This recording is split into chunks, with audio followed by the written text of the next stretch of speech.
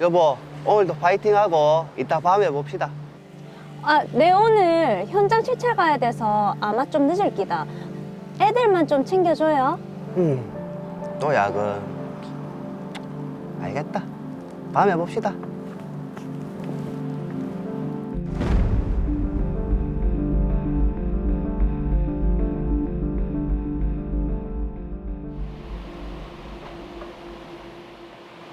아이고, 엔진이 이상하면 정비소에 가면 되지.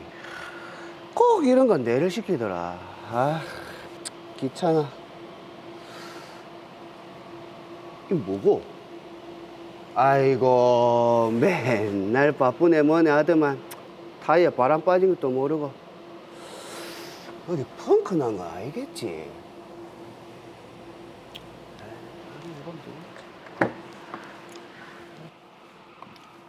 아이고.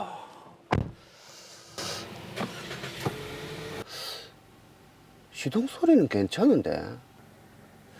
아, 저 타이어 저거 어디서 못에 찔리거나 하진 않았겠지. 한번 확인해 보자. 아, 여기서부터 또 불안해지죠? 네, 블랙박스는 불안합니다. 네. 어? 이거 무슨 장면이고 이거? 국장님, 저녁 잘 먹었어요.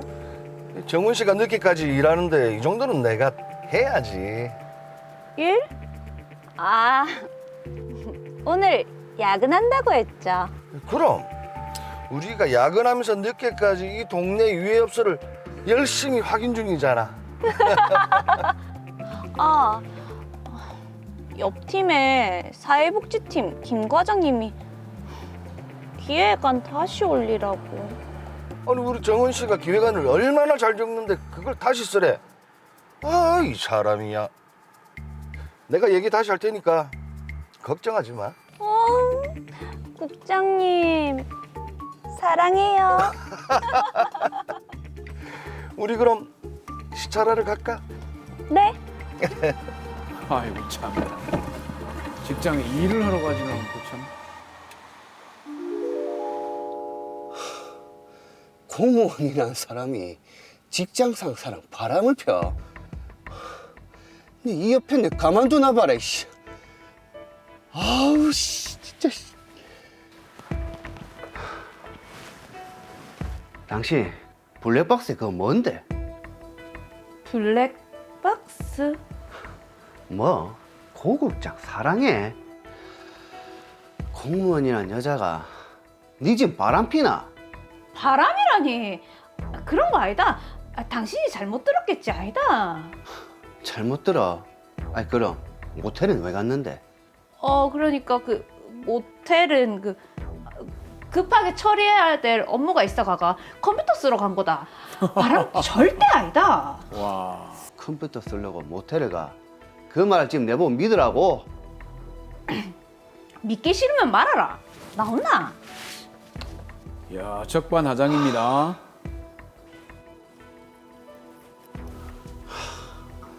나 이대로 못 넘어간다. 뭐 바람?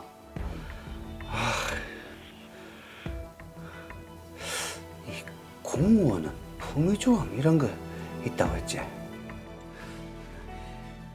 저는 그렇게 아내의 불륜에 대한 민원을 제기했고 직장 상사인 상간남에게 소송도 걸었습니다. 그런데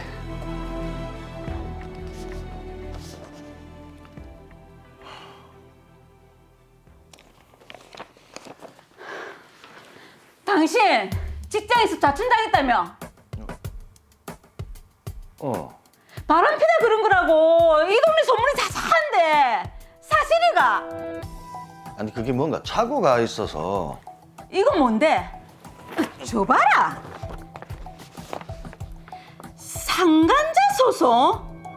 참, 공무원이라고 그렇게 떵떵거리더만 같은 직장에서 바람을 펴? 여보, 내가 잘못했다. 내일에 싹싹 빌게. 아, 직장에서 같은 일 때문에 맨날 같이 붙어 있다 보니까 나도 모르게. 당신 진짜 너무한다. 그걸 핑계라고 되나? 어? 아, 여보, 내가 당신한테는 죽을 때까지 사죄하면서 살게. 한 번만 용서해 주라. 어? 그러고 내 한 번만 살리도. 그건 또 무슨 말이고?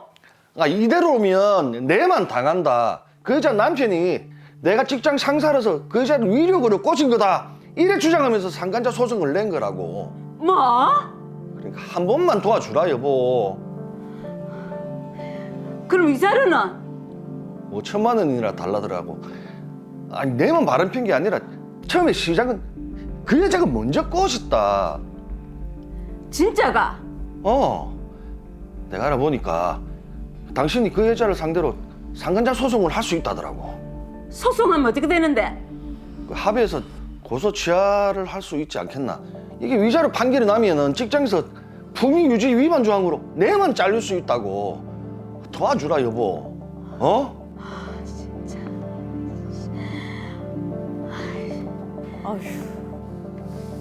그래도 애들 아빠니 최악은 피해야겠다며 상간남의 아내는 결국 저희 아내 정원이에게 상간녀 소송을 제기했습니다. 저희는 과연 어떻게 해야 할까요?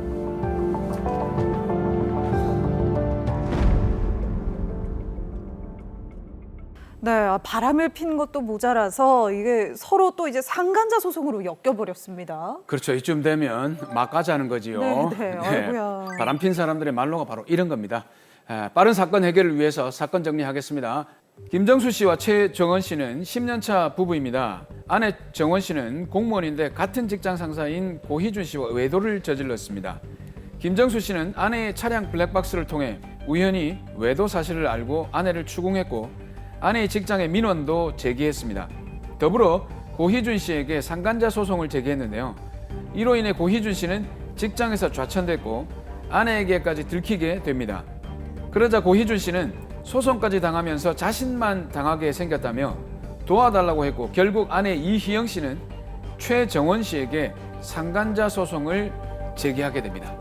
네, 정말 이 드라마에서나 볼 수 있을 것 같은 정말 이 쌍방 상간자 소송입니다. 그렇습니다. 네, 근데 변호사님 어쨌든 지금 가정에 있는 사람들끼리 둘 다 이렇게 바람을 피웠단 말이죠. 그리고 둘 다 이제 잘못을 했으니까 그럼 서로 좀 좋게라고 하면 이상하겠지만 어쨌든 서로 소송을 제기했으니 서로 없는 일로 하자 이렇게 할 수는 없을까요? 예, 뭐 사고 치신 분들은 그러고 싶겠지만 지금은 서로한테 소송을 제기한 상태인데요. 이 소송은 당사자가 엄연히 다르기 때문에 좋게 서로 퉁치자 이렇게 할 수는 없습니다. 그러니까 이 당사자가 다르다는 게 그러면은 어떤 말이죠? 예, 그 소송에서 원고랑 피고가 각자 다르다는 의미인데요. 의뢰인인 정수 씨는 고희준을 공격하고요. 고희준 씨의 아내 이희영은 김정수의 아내 최정원 씨를 공격하는 겁니다. 그래서 원고와 피고도 다르고 소송물도 다르기 때문에 법적인 상계 처리는 불가능한 상황입니다. 그런데 지금 이게 상간자 소송을 하려면 외도의 증거가 있어야 되지 않습니까? 근데 이 고희준 씨 아내 이희영 씨는 남편의 말만 믿고 주변에 소문만 듣고 했단 말이죠. 직접적인 증거가 없는데 어떻게 상간자 소송을 하게 되죠? 뭐 그야 김정수 씨가 고희준 씨에게 한 소송을 문소송부 촉탁해서 기록을 받거나 남편으로부터 받아서 소장 그대로 베껴서 제출하면 그뿐입니다. 아니 그렇게 해도 되는 겁니까? 예, 가능합니다. 아니 그러면은 이런 쌍방 상간자 소송의 경우에는 위자료도 같은가요? 뭐 어떻게 되나요? 예, 지금 최정원 씨하고 고희준 씨는 외도를 저지른 공범들이기 때문에요. 똑같은 짓을 한 공범인데 위법성의 과경을 서로 따지는 게 무의미합니다. 그렇죠. 이런 경우에는 위자료도 똑같이 나올 가능성이 높습니다. 아주 특별한 몇몇 경우가 있다면 모를까 대개는 위자료 액수가 동일할 겁니다. 네, 사실 이렇게 되면은 뭐 승자도 패자도 없는 다툼이 되는 건데요. 굳이 이렇게 소송을 해야 할 이유가 있을까요? 뭐 뭘 잘했다고 이런 생각이 좀 듭니다. 예, 그 상간자 소송은 결국은 따지고 보면 위자료를 받자고 하는 소송이 아니라 불륜의 종결을 원하는 사람들이 불륜 행위에 중독된 사람들을 어찌 보면 치료하는 행동이라고 생각하시면 되겠습니다. 네. 외부로 이를 드러내고 판사님한테 일러 바치고 음지에서 행하던 이 중독적 타락을 양지로 끌어내서 세균을 말로 죽이고 싶은 게 실제로도 이런 소송에 걸리면 외부로 외도 사실이 다 알려지게 되기 때문에 8할 이상은 사회적 매장 상태가 된다고 보시면 됩니다. 아, 진짜 매장 좀 돼야 될 것 같아요. 그러네요. 네, 사실 네. 뭐 생각을 해보면 다시 외도를 못 저지르게 하겠다라 이런 마음을 담아서 소송을 한다는 얘기인 것 같은데, 근데 위자료를 받는다고 생각해 보면 상대방 상간자에게서 이쪽 상간자로 돈이 흘러 들어가는 마치 순환 출처 같은데 이게 소송의 끝은 어떻게 되는 겁니까 이게? 예, 쌍방 상간자 소송의 경우에는 보통 당사자들끼리 조정을 하는데요. 서로 청구를 포기하는 대신에 상간자들이 서로 관계를 정리하고 만나지 않겠다는 조건을 조정서에 달게 되고요. 만약 이를 위반하고 만나거나 연락을 하면 위약금을 물겠다는 조정도 합니다. 그런데 가끔 이런 조정을 하기 싫어하는 경우도 있긴 합니다. 그건 또 왜 그런지도 궁금합니다. 이게 뭐 각자 집마다 돈 관리를 따로 하는 집이 있고 같이 할 집이 있고 뭐 그래서 그런 건지 아니면 뭐 좀 조정하면 불리해져서 그런 건지 궁금하네요. 예, 뭐 그런 느낌도 있겠지만 보통은 칼을 뽑았으니까 무라도 썰겠다는 느낌으로 상대방 상간자에게 위자료를 청구해서 각자 돈을 받아내야지 뭐 직성이 풀리기 때문이 아닐지 뭐 생각해 봅니다. 예, 아무래도 좀 심리적인 이유가 많이 클 것 같다는 생각이 네네. 듭니다. 네. 자, 그럼 이번 소송의 경우에는 그 이제 상간녀의 남편인 김정수 씨가 먼저 소송을 제기를 했죠. 이걸 먼저 조정하고 난 후에 그럼 상대방에서 제기한 소송이 이어서 진행이 되는 건가요? 보통은 이제 시간차가 크게 나지 않는 경우에는 보통 소송이 병행돼서 이루어집니다. 만약에 병행이 안 된다면 각 사건들을 선고기일이 달라질 수 있는데요. 만약 형편이 어려워서 받은 돈을 저쪽으로 회전시켜야 하는 애로가 있다면 선고기일을 추후에 지정해달라고 부탁해서 선고기일을 맞추면 됩니다. 그러면 한쪽이 집행을 먼저 당하는 애로사항을 막을 수 있겠습니다. 자, 우리 강 변호사님, 제가 근본적인 궁금증이 하나 생겼는데 지금 이게 김정수 씨는 이혼 소송을 하지 않고 상간자 소송을 진행하고 있단 말이죠. 그럼 이렇게 되면 소송이 마무리가 되면 이 부부 관계는 어떻게 될까요? 예, 맞습니다. 두 분은 어떠실 것 같습니까? 이거는 근데 사실 이게 회복이 가능할까 싶어요. 그럼요. 네. 사실 뭐 어떻게 보면 참고 살아야 되지 않을까 싶기도 하기는 한데 애를 봐서 근데 저도 잘 모르겠습니다. 근데 이제 우리 변호사님은 이런 사건들을 여러 가지를 보다 보면 어떻게 끝나는지 많이 봐오셨지 않습니까? 보통 어떻습니까? 예, 사실 사람이 서로를 용서하고 용서받는 일은 세상에서 제일 어려운 일인 것 같습니다. 용서를 비는 것도 어려운 일인데요. 잘못은 잘못이지만 반복해서 용서를 계속 빌다 보면 보통 속에서 막 뜨거운 게 올라온다고 표현들을 하시더라고요. 그렇죠.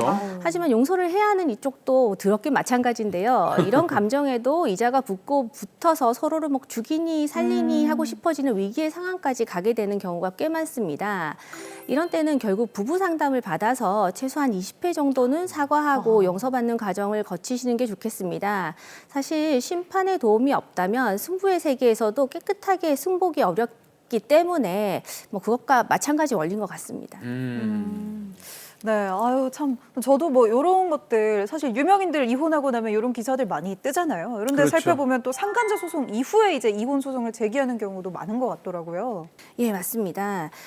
근데 후에 바람을 더 피우면은 뭐 전 재산을 반납하겠다거나 아니면은 위자료를 1억 이상 준다거나 하는 협의서를 쓰는 경우가 있는데요.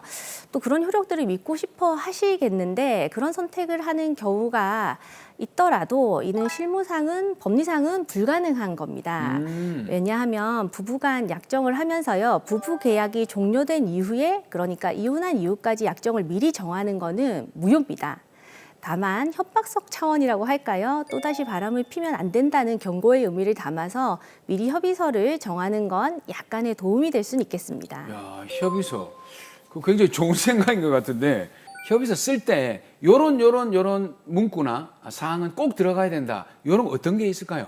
예, 그 의뢰인분들의 여러 가지 그 요구들을 제가 종합을 해서 보니까 이 3가지 정도로 추려졌는데요. 네. 첫째는 일단 먼저 사과와 반성의 의미를 꼭 담는 아, 조항을 그쵸. 넣어야 될 것 네네. 같고요.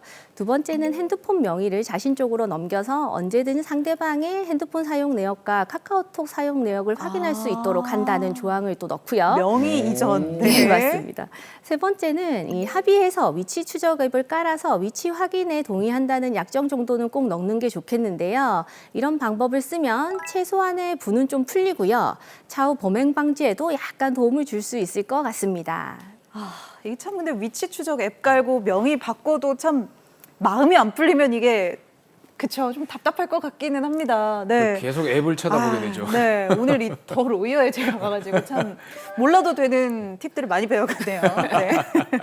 자 마지막으로요, 참 이 배우자의 외도를 좀 의심하게 되는 게요. 참 살면서 경험하고 싶지 않은 감정일 것 같긴 한데 혹시나 이제 배우자의 외도를 알게 되고 상간자 소송을 고민하고 있는 속 끓이는 분들이 계시다면 그분들을 위해서 한마디 부탁드리겠습니다. 예, 그 피해자 분들께 위로를 좀 드리자면 일단 상간자 소송을 거친 후에는 그래도 8할 이상이 세 사람이 됩니다. 상담 치료를 통해서 다시금 가정을 재건하실 수 있으니까 너무 낙담하지 마시고 차근히 상황을 정리해 나가시면 되겠습니다. 그리고 가해자분들에게 경고하자면 특히 지방에서 완전 범죄는 없습니다. 특히 부산 경남은 한 달이 건너면 다 알기 때문에 이 노는 곳이 딱 정해져 있습니다. 그렇죠. 네. 실제로 어떤 산부님이 사장님의 현장을 연속해서 10번 이상 잡아내는 것도 봤습니다. 무엇이든지 후회만 남기 때문에 시도조차 포기하시길 바랍니다.